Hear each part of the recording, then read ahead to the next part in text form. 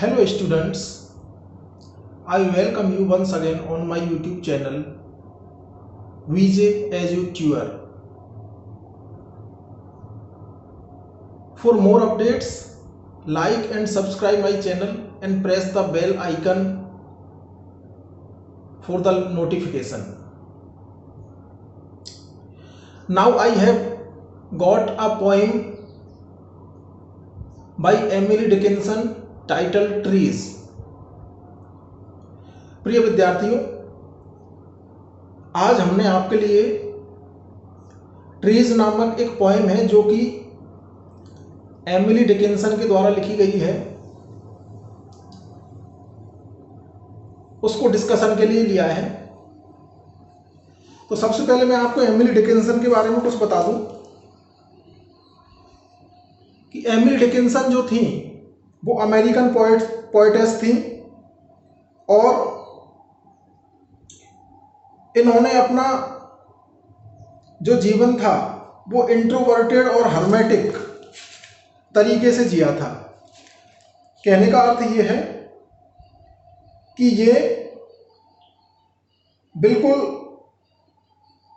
Isolated रही थी और उसी आइसोलेशन में इन्होंने कुछ कविताओं की रचना की थी। तो सबसे पहले हम पोएम की बात करें। पोएम का जो टाइटल है ट्रीज बाय एमिली डिकिंसन।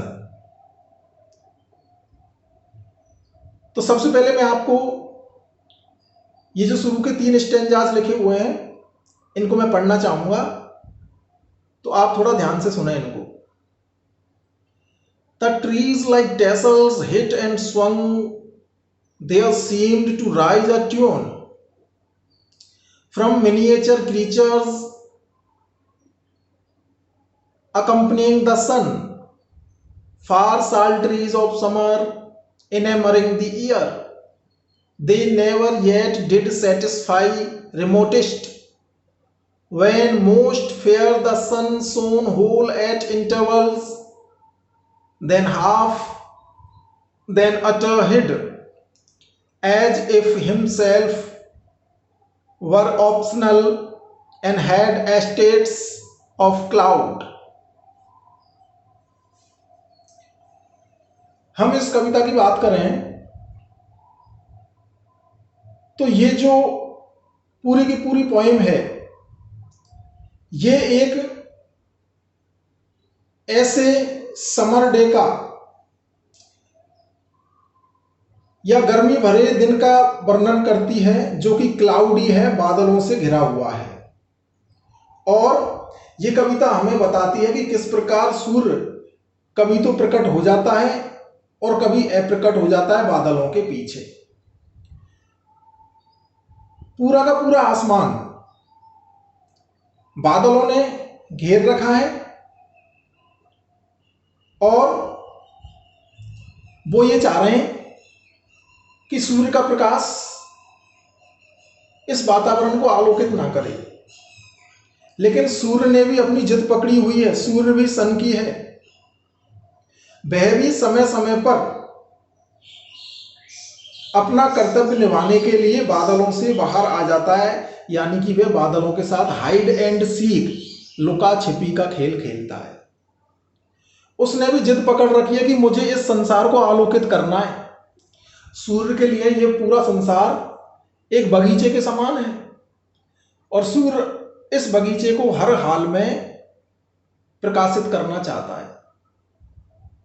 और बादलों ने जिद पकड़ रखी है कि हमें अंधेरा फैलाना है, यानी कि बादलों को देखें तो अज्ञानता का प्रतीक है, सूर्य को देखें तो ज्ञान का प्रतीक है। तो अज्ञानता के ऊपर ज्ञान की शक्ति हावी है। सूर्य अपनी जिद पकड़े हुए है और वह हर हाल में इस संसार को, इस पृथ्वी को अपना प्रकाश देना चाहता है ताकि यहाँ का दैनिक जीवन निर्बाध रूप से चलता रहे। प्रत्येक चीज को, प्रत्येक जीव जंतु को सूर्य बनाए रखना चाहता है, उसके जीवन को सस्टेन करना चाहता है, चाहे वो पक्षी हो, चाहे वो सर्प हो, कोई भी हो। सूर्य चाहता है कि सबका जीवन निर्बाध रूप से चलता रहे।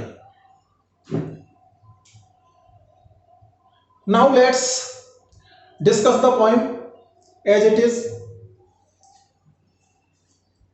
The trees like tassels hit and swing, there seem to rise a tune from miniature creatures accompanying the sun. The trees like tassels, देखिए फर्स्ट लाइन में ही सिमिली का प्रयोग हो गया है।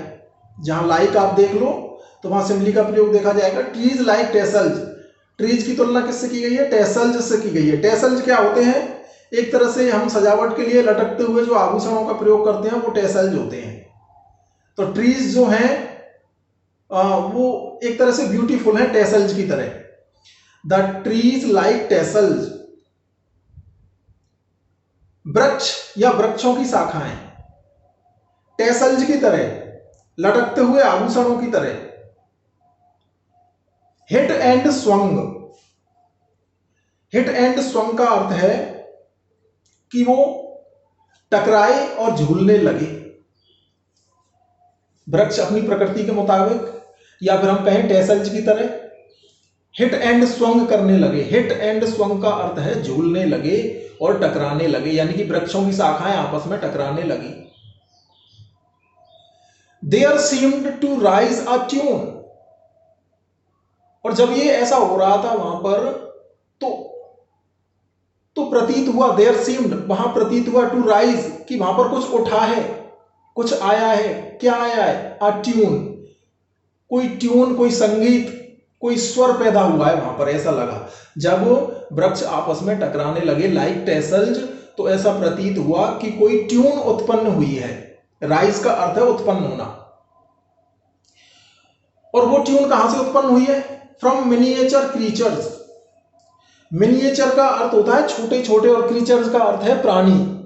फ्रॉम मिनिएचर क्रीचर्स, कि छोटे छोटे प्राणी, जैसे कि बीज, इंसेक्ट्स, मधुमक्खियां या छोटे मोटे कीट पतंगे जो होते हैं, वो कोई धुन पैदा करने लगे। किसके साथ मिलकर के? अकंपनिंग द सन, अकंपनिंग साथ मिलकर के, द सन सूर्य के साथ, क्योंकि वातावरण सुहावना है। क्यों है सुहावना? ट्रीज लाइक टेसल्स, लटकते हुए आभूषण, सुंदर आभूषण की तरह पेड़ों की शाखाएं आपस में हिट एंड स्वंग कर रही हैं। वहां पर एक ट्यून पैदा हो रही है, और ट्यून किसके द्वारा पैदा हो रही है? मिनिएचर क्रीचर्स के द्वारा, छोटे छोटे प्राणियों के द्वारा। और वो छोटे छोटे प्राणी अपने संगीत को सूर्य के साथ साथ पैदा कर रहे हैं। जैसे जैसे सूर्य चमक रहा है वैसे वैसे वो अपने संगीत को पैदा कर रहे हैं। नेक्स्ट स्टेंजा में हम देखें, फार साल्ट्रीज ऑफ समर इनेमरिंग द ईयर। साल्ट्रीज का अर्थ होता है म्यूजिक या भजन या कर्म प्रिय म्यूजिक, जो अच्छा लगे हमें, ऐसा संगीत। फार साल्ट्रीज ऑफ समर इनेमरिंग द ईयर, तो जो दूर से आने वाला संगीत है इस समर के मौसम में, इस सुहावने गर्मी के मौसम में, फार साल्ट्रीज ऑफ समर, तो दूर से आने वाला जो संगीत है, इनेमरिंग द ईयर, कानों को आकर्षित कर रहा है। इनेमर मीन्स होता है एनचांट, आकर्षित करना, तो कानों को आकर्षित कर रहा है, मोहित कर रहा है। They never yet did satisfy, लेकिन वे तो अभी भी संतुष्ट नहीं हुए। They never yet did satisfy, did satisfy संतुष्ट हुए, दे मीन्स वे, रिमोटेस्ट मीन्स थोड़ा सा भी, वे थोड़ा सा भी संतुष्ट नहीं हुए। अब यहां पर ये जो दे आया है प्रोनाउन, हम कह सकते हैं ये मिनिएचर क्रीचर्स के लिए आया है, कि फिर भी वो संतुष्ट नहीं हुए। When most fair, जब ये संगीत अपने उच्चतम अवस्था पर है तब भी वो सेटिस्फाई नहीं हुए। एक तो अर्थ ये होता है इसका, और एक दूसरा अर्थ यदि हम करना चाहें तो यहां पर आगे जाके हम देखेंगे कि क्लाउड्स की बात होगी। तो इस इनएमरिंग इन्वायरमेंट या जो beautiful scene of the nature है, प्रकृति का जो सुंदर दृश्य है, उससे सेटिस्फाइड नहीं है कौन? बादल, क्लाउड्स। तो दोनों ही तरह से यदि हम अर्थ लेकर के चलें इसका तो थोड़ी आसानी रहेगी इस पॉइंट को समझने में। अब यहां पर वो संतुष्ट नहीं हुए। अब हम ये मान करके चलते हैं कि यहां पर वो मिनिएचर क्रीचर संतुष्ट नहीं हुए, उनको और ज्यादा चाहिए, क्योंकि बादलों ने सूर्य को घेर रखा है, तो वो उनके संगीत में खलल पैदा कर रहे हैं। यदि हम दे को मिनिएचर क्रीचर्स मान करके चले तो हम ये मानेंगे कि बादल हैं वो उनके एंजॉयमेंट में, जो मिनिएचर क्रीचर्स हैं उनके आनंद में खलल पैदा कर रहे हैं, क्योंकि वो बीच बीच में सूर्य को छुपा लेते हैं, और सूर्य को जब वो छुपा लेते हैं तो उनकी जो सूर्य के साथ जो कंपनी है, सूर्य के साथ उनकी जो ट्यूनिंग है उसमें डिस्टरबेंस पैदा हो जाता है। लेकिन जो सूर्य है वो भी जिद पकड़े हुए है, वो भी अपनी इच्छा के हिसाब से चलता है। The sun shone whole at intervals, intervals बीच बीच में, अंतराल में। द सन सोन, सूर्य चमका, होल पूरी तरह से, एट इंटरवल्स बीच बीच में, थोड़ा थोड़ा रुक रुक करके। देन हाफ, कभी वो आधा चमक जाता। देन अटर हेड, कभी वह पूरा छुप जाता। सूर्य बादलों से घिरा हुआ है, लेकिन सूर्य भी जिद पकड़े हुए है, वो कभी कभी यानी कि बीच बीच में दिखाई देने लगता है और इस संसार को प्राणवायु प्रदान करता है, अपना प्रकाश प्रदान करता है, यानी कि वो अंधेरे को हटाना चाहता है। The sun shone whole at intervals, then half, then utter hid. Half आधा, आधा छुप गया, आधा दिखाई दिया। देन अटर हेड, अटर पूरी तरह से, हेड में छुप गया, कभी पूरी तरह से छुप गया, कभी आधा दिखाई दिया। तो ये उसका सिलसिला चल रहा है। As if himself, as if himself, जैसे मानो कि वो स्वयं। हिमसेल्फ देखिए यहां पर सूर्य के लिए आया है, और हमने ये जो प्रोनाउन लिखा है ये कैपिटल वर्ड में स्टार्ट किया है, हिमसेल्फ। एज इफ हिमसेल्फ, जैसे मानो कि वो खुद स्वयं, वर ऑप्शनल, अपनी इच्छा का मालिक हो। ऑप्शनल का अर्थ है यहां पर अपनी खुद की इच्छा का मालिक, कि सूर्य भी जिद पकड़ा हुआ है, सूर्य भी अपनी इच्छा का मालिक है, वो भी बादलों के बीच बीच में से चमकने की कोशिश कर रहा है और चमक भी रहा है। And had estates of cloud, और सूर्य के पास तो बादलों की बहुत बड़ी जागीर है। एस्टेट का अर्थ होता है जागीर, और क्लाउड मीन्स बादल। And had estates of cloud, तो सूर्य भी अपनी जिद पकड़ी हुए है, सूर्य भी अपनी इच्छा के हिसाब से चल रहा है, और ऐसा लग रहा है जैसे मानो उसके पास बादलों की बहुत बड़ी जागीर हो।